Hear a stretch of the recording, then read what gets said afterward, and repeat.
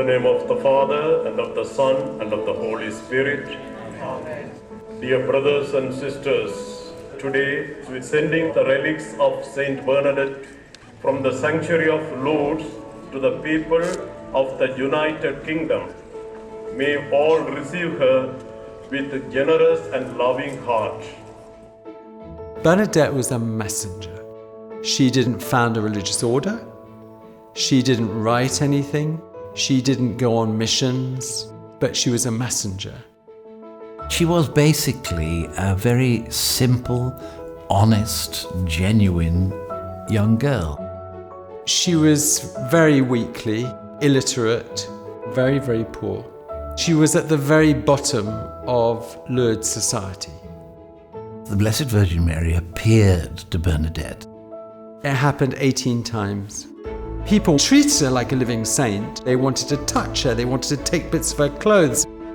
For this very intense period, she was a superstar. And then she disappeared. She goes to join the convent in Nevers, where eventually she dies, and she's buried. Miracles were happening in Lourdes, and the cause for her to be recognized as a saint begins. Her body is exhumed and is found to be incorrupt. Once a person has been declared as a saint, the authorities remove parts of the body, very small parts, which can then go into reliquaries and can be moved for people to come and venerate. We're going to be physically moving the relics of St Bernadette from Lourdes to the UK, visiting England, Wales and Scotland, and then returning to Lourdes. It's about 11,500 miles that we're going to travel in the next 2 months. We feel honoured and privileged that we've been trusted to take this journey on. It comes with its challenges. These relics are irreplaceable. It's important that we try and make sure that they're not spending too much time on some motorway on the back of a van. It's about making sure that they are available to people who want to visit them, for people who want to pray with Bernadette. Faith doesn't need relics, but we are human beings. We have senses, and to touch, see some visible objects, they can help to be very close to holiness.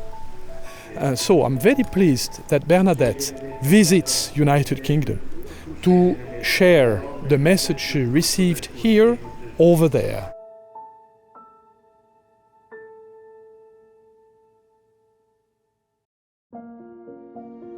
Lourdes has come to us. Many thousands of people have come to be alongside Bernadette. All day long, people have been coming, families, older people, younger people, and even at 2 o'clock this morning there was more than 100 people in the cathedral just quietly saying their prayers and praying the rosary in just wonderful peace and serenity. Saint Bernadette is my favorite saint. She was very dedicated, very holy. Just to be able to be near something so precious and brings everyone together. It's something very special. I just felt like I should be here today.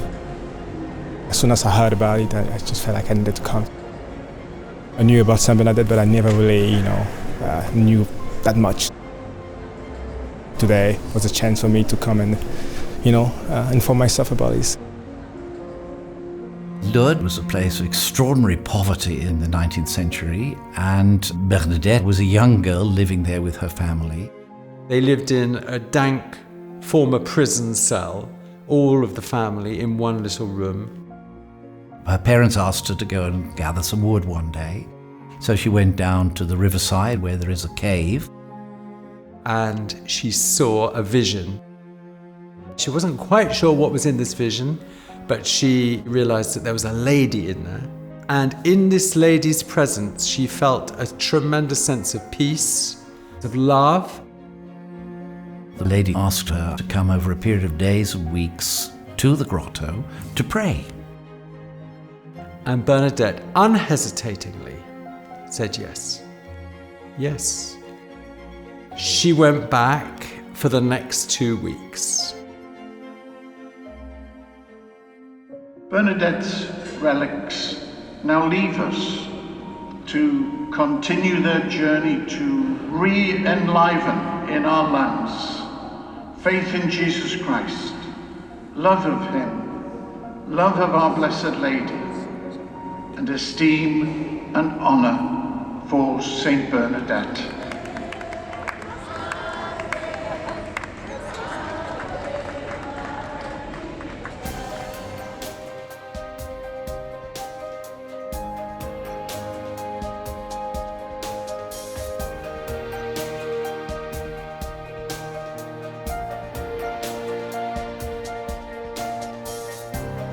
Bernadette, through her poverty and her simplicity, was able to pray. And it's that openness of heart which allows things like apparitions to take place. You have to be abandoned to God. You have to be free. We tend to become consumed with the affairs of this world because they are so pressing. They weigh us down. We really got to somehow escape from that. The way St. Bernadette showed us is through prayer. We knew that we just really had to come along and just experience it and take it in. It just gives you that sense of peace and well-being. We had a long list of petitions, so they've gone into the box now, so hopefully all the people that we're praying for will be hopefully helped. People can write a prayer or petition, and these will be taken to the grotto in Lourdes, carried to the very place where Bernadette encountered our Blessed Lady. People are overjoyed to see us arriving because they know what's inside the van.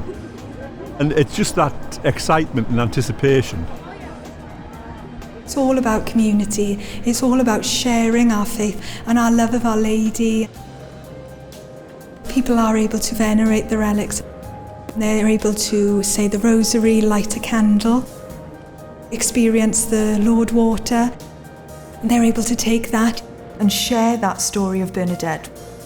On the 9th apparition, the lady said, "Go and wash yourself in the water."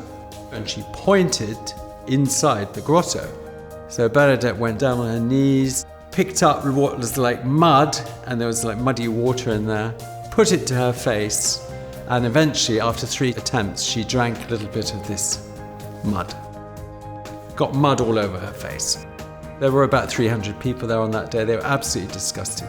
Her auntie came up to her, wiped her face, and then slapped her and said, "How can you bring shame on our family like this?" But that evening, the water had started flowing there. The water of Lourdes, the famous water of Lourdes, had started flowing there. Now we get 68,000 litres of water a day.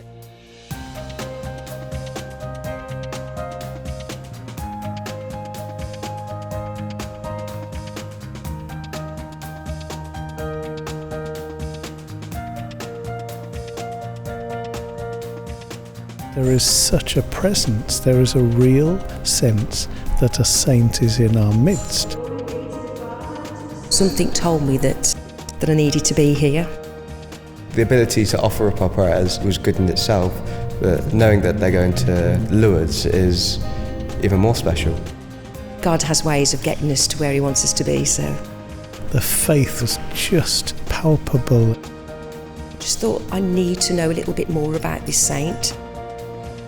Our Lady said to her, "I want you to go to the priests and tell them to bring the people in prayer and to build a church here." People started to come in small numbers to begin with, but then in thousands, and now to this day they still come every year in their millions. Lourdes is a place of great mercy, and St. Bernadette helps us to realise that call of Our Lady to experience the healing both of body and soul. We all need healing, don't we? We all have things in our life that we wish were different. I've lost a close family, so that's another thing I've come to bring to St. Bernadette. And today has given me hope.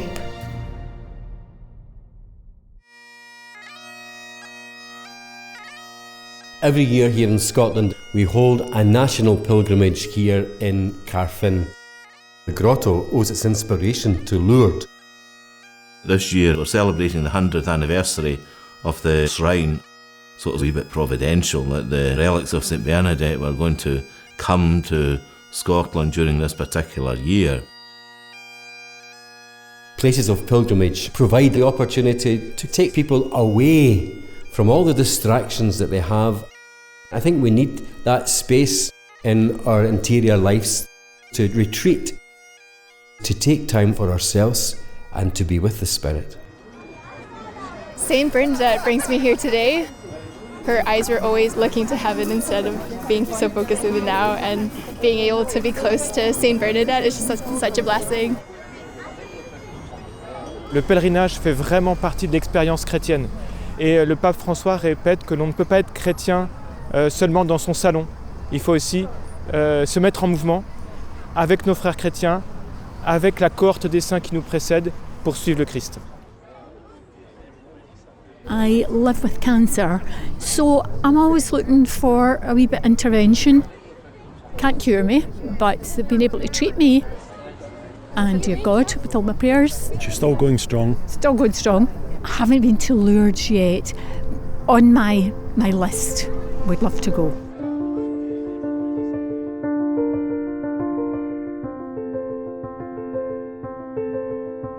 Lourdes ultimately is there for everybody, people of faith and people of no faith, and particularly those with disabilities. They are fundamentally what is at the heart of everything we're trying to do on pilgrimage. Assisted pilgrims are able to travel to Lourdes because you have a medical team, you have a team of helpers. We receive training and we're there to help the assisted pilgrims. We're there for them, we're there to serve them so that they can have the best pilgrimage that they can have. Cystic fibrosis is very much a hidden disability, and trying to explain to friends or family, even at times, like how you feel, can be quite lonely, and people, see you looking well and fit, and they don't really know what internal struggles you have. If I'm honest, at first I was like, well, this is going to be like a bunch of praying, it's not going to be any good. But I don't think anything could have prepared me for how actually I felt during that time. People wanted to know me and they would ask me questions, listen to me, listen to my feelings, and it really just allowed me to kind of think about who I am and what I wanted out of my life and moving forward. Across is a national charity, and we take people to Lourdes who would struggle to travel in any other way. People who have disability, life-limiting conditions, people in the last stages of their life perhaps. You have to put someone else first, caring for someone, serving, realising things that perhaps you didn't know about yourself. Our diocese takes a large group of pilgrims to Lourdes every year. We have young helpers who are able to get involved with service. There is this huge spectrum of involvement, whatever your age or your place in life. I was 16, I was old enough to join as a young helper, volunteering with the HCPT group. For that week, you are, this person's carer. Everyone's equal, everyone's helping each other. Everyone has their part to play. Seeing those who are disabled being at the centre of attention, your world gets turned upside down. The paradigm you see the world by, it's changed. The sense of community and belonging to a massive Lourdes family. That sort of feeling of being accepted, of being wanted, of feeling cherished. That's why I went into teaching, was I wanted to give people that feeling that their faith mattered, that they matter. The friendships you form are so honest, they're so true. The moment you come home, you're like, I want to go back there. Yeah, it's pretty amazing.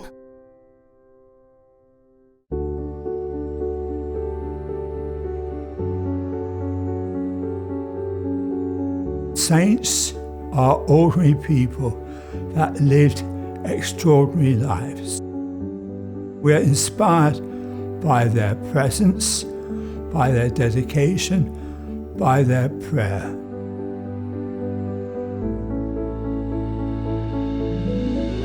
Many people have encountered something unique. It will allow them to continue with hope and expectation that God is with them, even in the darkest moments of their lives. We're all here for different reasons and asking slightly different questions, but we're all in the wonder of St. Bernadette, and that brings hope. God picked her, he saw something in her. Nobody expected her to make the difference she has. God wanted to say this person is enough, everyone is enough. When the operation was ended, she left Lourdes and she said, Lourdes for me is finished. I've done my job. She saw herself very much as being a servant to Our Lady. That giving of herself in the face of much opposition remained absolutely paramount. Clearly something of what Bernadette was about still echoes around Lourdes, and that creates a positive environment. It creates a place of peace, of outreach. This is what it means to be a follower of Christ, to be a servant rather than to be served.